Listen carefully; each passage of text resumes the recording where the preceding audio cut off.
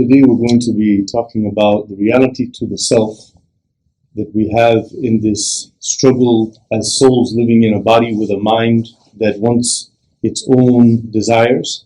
And so we have materialism and spirituality, and so the self has its own personal desires and the soul has a natural inclination back to its creator of a spiritual source. So Imam Abu Hamid Ghazali, rahimahullah ta'ala, one of the great scholars of our history, said about 1,000 years ago in his famous treatise, Reviving the Sacred Sciences, know that status and wealth are the two pillars of the material world view. Wealth being the possession of material things that people desire. So this is the wealth is the material things we want. And then the status is the lofty place we would hope to attain in other people. That we want people to think about us in a certain way in their hearts and minds.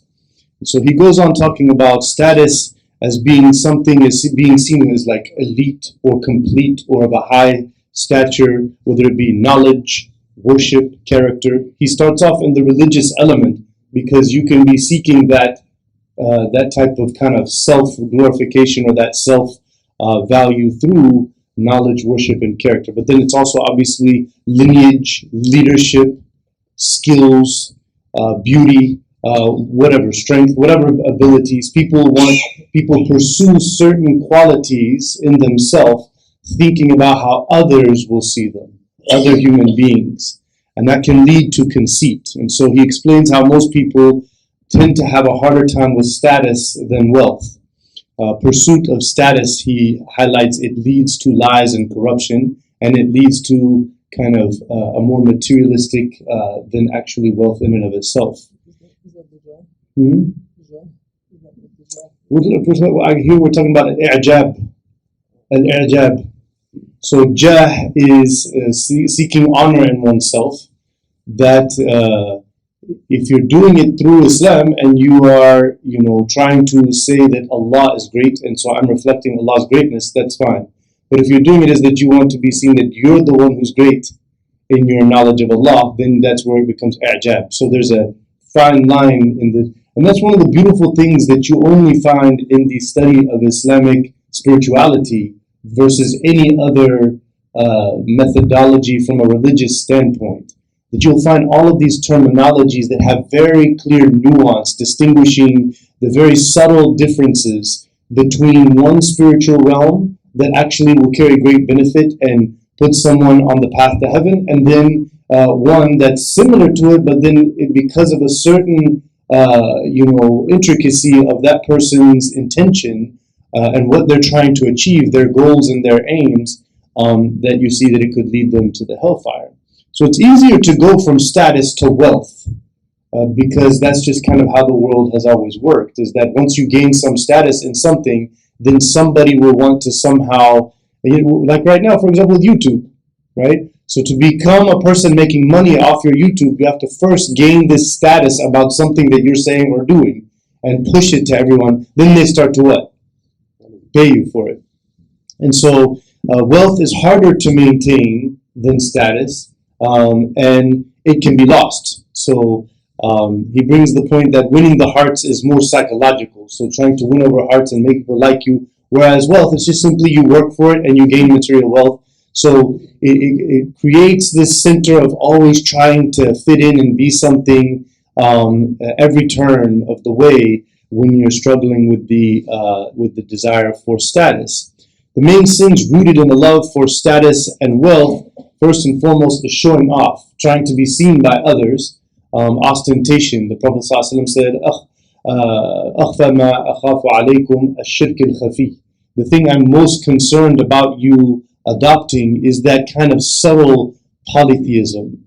And so the scholars all understood that is a that's where you're doing what you do even as a Muslim, as a believer, because you're thinking other people are looking at me, or they will think I'm religious, or they'll think that my behavior is like someone of knowledge or religion. And so that's where we all have to pay attention to ourselves, because I guess just the dictates of society or culture or family you're used to being around some people who aren't so strong in their conviction of religiosity. So if you find yourself when you're around people who are not like religious people, I hate using that term because I mean people who are practicing believers who are serious on the spiritual path, versus people who are. So if you find yourself, you're very easy to let your guard down around these people, and then you have an impulse to try to do more religious stuff around these people, then that's where there's a problem in your spirituality. وَمَا أُمِرُوا إِلَّا لِيَعْبُدُوا اللَّهَ مُخْلِصِينَ لَهُ الدِّينَ حُنَفَاءَ. That the people of the book were only commanded to worship God alone in their religious conviction. Meaning, in their religious conviction, be careful that you are not adding people to that worship of God, right? So they said that if you were genuinely doing an act of worship because people who don't know about it, like a non-Muslim, Ibn Rajab talked about this in the hadith of intentions. He said, if you're doing it around Muslims so that Muslims or believers will think you're a better believer, now you've lost your reward. But if you say, for example, I choose to pray, like some people would want to pray in a secret place because they're scared that people will look at them and say, oh, look at you as Muslim. But some of them want to do, وَمَن يُعَظِّمْ شَعَائِرَ اللَّهِ. Someone is wanting to make very clear that this is a beautiful thing, that I would stop and pray, and I'm following an example of a prophet, and I, no matter where I'm at, would stop and do that. For a non-Muslim to see that becomes da'wah and praying to Allah Azza wa Jalla, you see? So that's two acts of worship in one, because you're doing something that's impressing good upon people, but generally a lot of people fear that situation. So you're doing it for the sake of Allah. So it's no easy chore staying vigilant with our impulses. So to be kind of stopping ourselves. As Hassan al-Basri, he said, "Ma aradtu bihadha al-kalima, ma aradtu bihadha al-fi'l." He said, I was trained by my teachers growing up that before I say or do something, I always need to just quickly ask myself, what am I trying to do? Why am I doing this? What's my goal here? What I'm about to say or do something, what is my purpose? And so kind of that, like right now, it seems to you whenever I say this, like it's going to make life very difficult. And you're going to be in every situation sitting there for seconds, long pauses, because the person's like, what's going on? You're like, I'm thinking about what I should say and do because I'm a spiritual Muslim. No, that's not what it is. It's a training that becomes literally a nanosecond. It literally becomes something that would be less than like a quarter of a second of the time, that you just kind of think real quickly about Allah Azza wa Jal, that He's watching and that I'm accountable and that these angels are writing. These type of convictions will lead to much better behavior. So telling people about your deeds, unless you are trying to make da'wah to someone who's struggling, and you're not doing it praising yourself, you say, yesterday we went and we served the poor and all of that, that's a good thing to someone. But if you're going around telling anybody, alhamdulillah, I did tahajjud last night. Now, if people are, asking you, did you, it happened with the Prophet ﷺ, Abu Bakr, I did it. He's trying to encourage people to see and to kind of bring that that's a different vibe. But if you're going around telling people this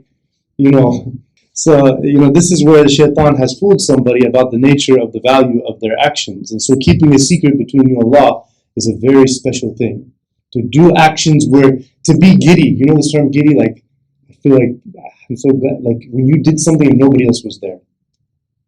You knew that, like you felt there was a connection, that it's nobody's business, and you don't want it ever to be anybody's business about your deeds. So you have to think, how many of those type of deeds have I accumulated where I did some significant act of devotion and nobody was there, right? And that's where the Prophet ﷺ, he mentioned, among the 7 people under the shade is the one that became tears shedding in their eyes and no one else was there from the khashya of Allah Azza wa Jal. And so that's something very special. So arrogance also becomes the worst case scenario. إِنَّ اللَّهَ لَا يُحِبُّ الْمُسْتَكْبِرِينَ. That God does not love people who are arrogant, right? And so istikbar is basically where you're seeking to be bigger than you actually are. And you want that to be something that's authoritative in the world. You want to be the bigger in whatever it is, than others. You condescend people, as the Prophet ﷺ said, بَطْرُ الْحَقِّ. The guy said, what if I have really nice shoes and clothes and I'm all dapper with my suit or whatever? And the Prophet said, Allah loves to see His blessing upon you, but that's not arrogance. He said arrogance is that you have the impulsive rejection of someone who's trying to inform you of something because you know the general subject and you feel so confident in what you think you know. So you're not going to even listen to think that maybe I'm wrong. Maybe I don't know. Maybe there's some proof that I have not come upon that contradicts what I think. So that's arrogance when you immediately jump to try to prove and to try to shut down conversations.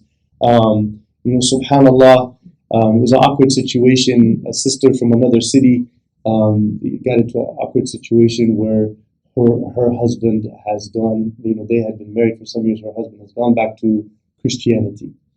And so she wanted to try to make some attempt at him. And so when we got to talking, he was telling me how he believes Jesus is God. And he believes that the Quran says that Jesus is God. And so why don't we just read our Quran and follow it? He says, إِنِّي أَخْلُقُ لَكُمْ كَهَيْئَةِ الطَّيْرِ. He says, in your book, it says that Jesus said, I create stuff. And I said, but my friend, I've been studying the Sharia and this interpretive legacy in its language from its classic tradition of scholars. And I can very confidently, firmly tell you, no scholar, no Muslim, not any believer in Islam ever understood that to mean Jesus himself has the ability to create anything. Because that's just completely contradictory to everything in our religion. And so what it means is I'm going to put together from the clay something like a bird, and then by God's will, it says like 3 times in the ayah, bi'idhnillah, it will become such and such. So you're just wanting to believe something. And then we went on about other subjects, and I'm not going to go through it, but it seemed like at every term he just cut me off because he knows. He's not willing to listen to what is the truth. He's not trying to find the truth. He wants to be right. He's committed to something based upon his desire, right? And that's where arrogance comes in. وَغَمْتُ النَّاسِ, the other quality. So rejecting truth is one manifestation of arrogance. The other one is to look down and condescend people, to see others as below you, whether it be like racism, or well, I'm this color skin, they're that, or I'm male and she's female, or whatever it may be, or I have all this knowledge and they don't know anything, and all of this kind of thing. That is arrogance, and so that's a very serious, dangerous thing that this kind of seeking of status with people that will lead that. So conceit is basically where you see yourself as, so conceit is before arrogance. It's not fully arrogance, but it leads to arrogance, and it's a door wide open to it. So أَلَمْ تَرَ إِلَى الَّذِينَ يُزَكُّونَ أَنفُسَهُم بَلِ اللَّهُ يُزَكِّي مَن يَشَاءُ.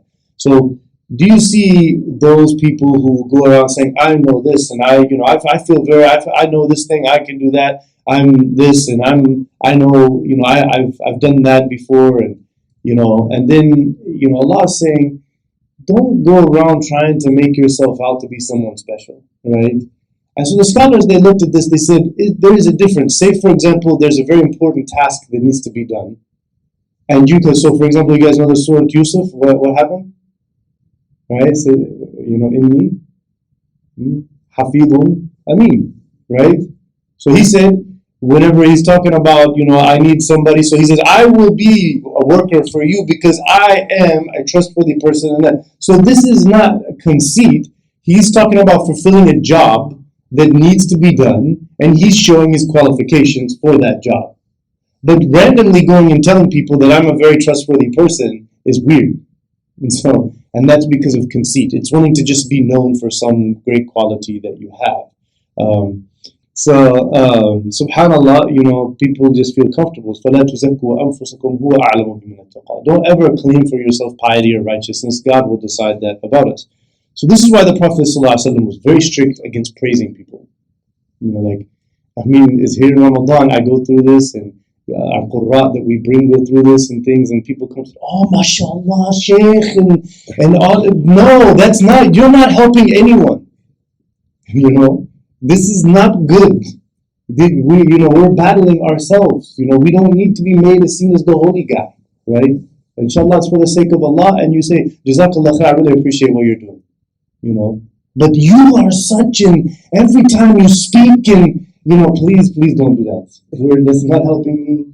That's not helping the Shaykh or anybody. When you read the Quran, my heart, and now he's like, I'm the Quran, like Shaitan's going to tell him, I'm the master of Quran, And so I think that's what happens to some people, is that this. So the Prophet ﷺ said, throw dirt in the face of people who are, and so of course the Prophet was being metaphorical. Most Sahaba understand it, but some Sahaba, of course, on more than one occasion took things literal, which is not necessarily a terrible thing. And so sometimes, they would take dirt and throw it in somebody's face and be like, "What are you doing, man? What's wrong with you?" He said, "Stop praising me, man." The Prophet ﷺ said.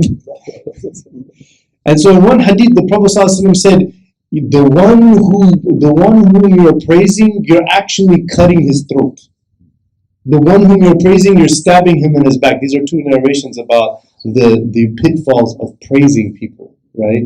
So if there's an important thing that needs, like a situation where we need to say about someone's skill or someone's doubting someone's capabilities, then you can step in and say, yeah, no, he can do this, or she's, we know her, whatever it may be, that's fine. But just to go around saying, oh, mashallah, Omar has a beautiful voice and all of that, it may be true or whatever, but it's not helping him at all. Yes? Yeah, encouragement, someone who's struggling, that maybe they're seeing themselves down in some way, and you're helping them up. So here, obviously, they need that, right? So this is Islamic spirituality and rational thought. Everything, Islamic law and rational thought, like they go together. And by the way, this Ibn Taymiyyah makes this point on more than one time through his treatises, that a lot of these blind followers in our history that just parrot rules and teachings without knowing the why or caring about the nuance of how it's applied, that has led to a lot of problems. You should always think how the law will apply, how the spiritual points are impacting. So we have this last point here, that the Prophet ﷺ, he warned us about three spiritual destroyers. He said, شُحٌ مُطَاعٌ وَهَوًى مُتَّبَعٌ وَإِعْجَابُ الْمَرْءِ بِنَفْسِهِ. He said, so شُحٌ مُطَاعٌ is kind of impulsive covetousness, impulsive want. Like you just are naturally inclined to try to get what you want for yourself. And you really want it, like you feel like you deserve that. You feel like whether it be praise or money or food or whatever, you're just quick to jump at it, right? And so that's shuhun mutaba. Well, hawa mutaba is basically where someone is just following their desires. So they are looking around for the thing they want, and the altruism is just completely not there. Like they're not thinking other people have needs here.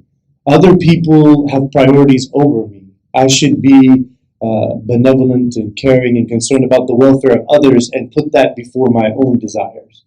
And ijab is to have this kind of self-conceit or pride about yourself, that it may be innocent in some cases, but the more you're comfortable with thinking of yourself in that way and talking about yourself, then it can lead to the worst, where the Prophet ﷺ said, مَنْ كَانَ فِي قَلْبِهِ مِثْقَالُ ذَرَّةٍ مِنْ كِبْرٍ لَا يَدْخُلُ الْجَنَّةِ. That whoever has an atom's weight of arrogance in their heart cannot go to heaven. Like that is serious prohibition of the highest form you can ever imagine. Why? Because it is this ijab that led to this kind of arrogant pride, that led to this envy and selfish desire that is shaitan, iblis.